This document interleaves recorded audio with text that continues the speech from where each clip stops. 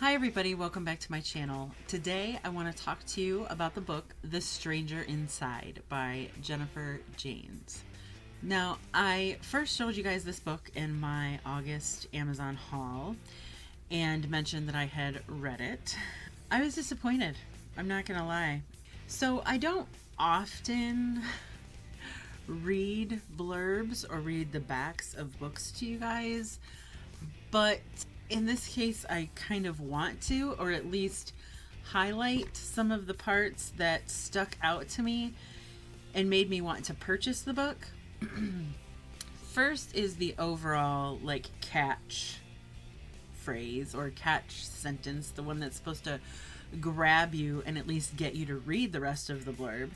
And that is, in this tautly crafted tale of psychological suspense, a recently widowed mother resorts to the unthinkable to protect her shattered family. But does she go too far? Now, more specifically, that's a very broad statement for the entire book. Here is how the book is described. After mystery author Diane Christie loses her husband to suicide, she and her son move to the small coastal town of Fog Harbor, Massachusetts. That much is true. Diane's depressed college-age daughter, Alexa, still avoids her, critical of everything Diane does, and even her generally amiable teenage son, Josh, has started acting out. Diane pushes forward, focusing on her writing and her volunteer work at a local crisis hotline. She knows that healing takes time.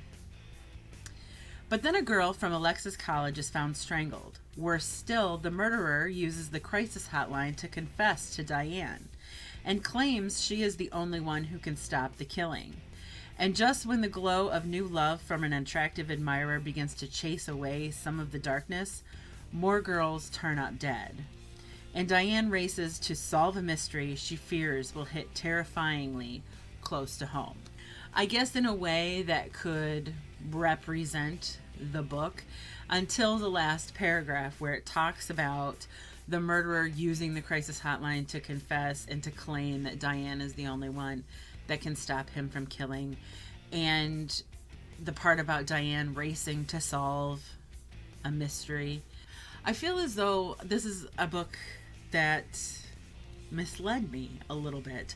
While the story does involve a murder mystery, the good majority of the book is spent learning about Diane's college-age daughter, Alexa, who, quite frankly, is the biggest brat, ungrateful brat I've ever seen in a book. Even though she's clinically depressed, the author kind of went too far. There's no excuse. Clinical depression isn't necessarily an excuse for being an absolutely hateful person. And that is what Diane's daughter, Alexa, is. She's hateful. And the things that she thinks about her mother and the way she thinks the entire world revolves around her, and you will hate this character. Like, hating a character is not enough for me to dislike an entire book, except when the majority of the book is about this character. Forget the murder.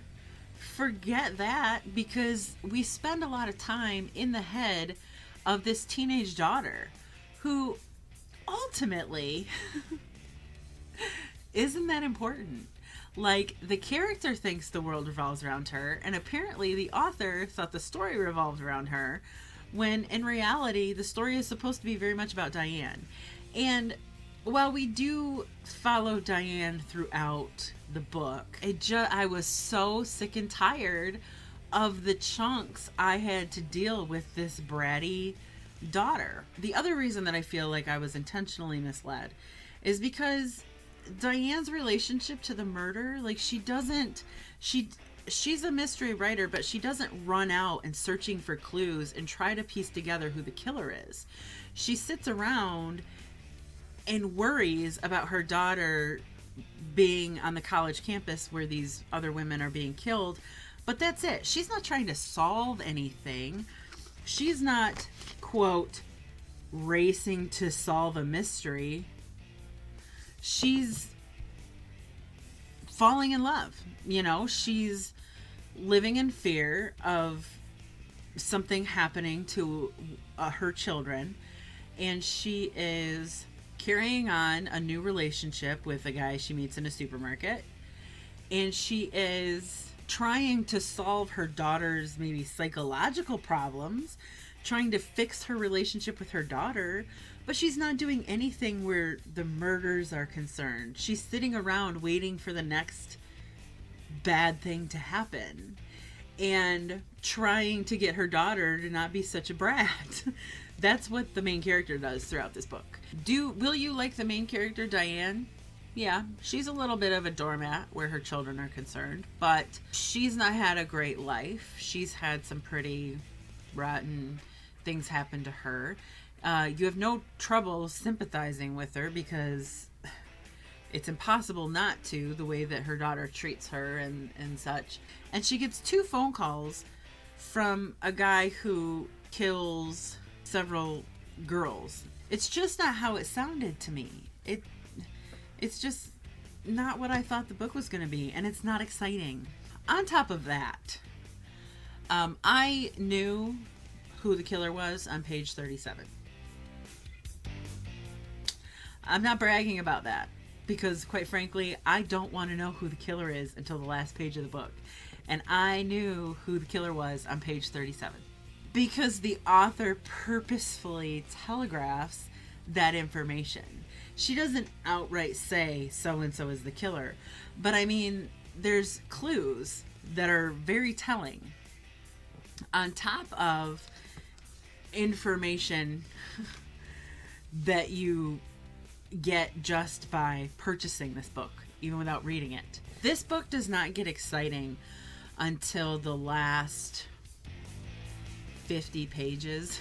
I'm trying really hard not to spoil anything. That said, I have started a companion blog to my YouTube channel that will feature spoilery content. So I will leave that linked below, and you can head on over there to get every last gruesome detail about this book if you so choose. But if you don't want to be spoiled, then by all means stick here to the YouTube video. There were characters in this book that existed just to be suspects. They weren't developed. They were just there. The reader is reminded of these characters every so often, and by every so often I mean like 3 times in the course of the book, just because the book needs a suspect pool.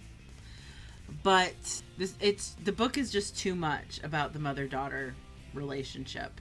Now, without spoiling anything, the ending. It is the most unrealistic, ridiculous kind of contrived scenario. It's not that it's unrealistic because it would never happen in real life.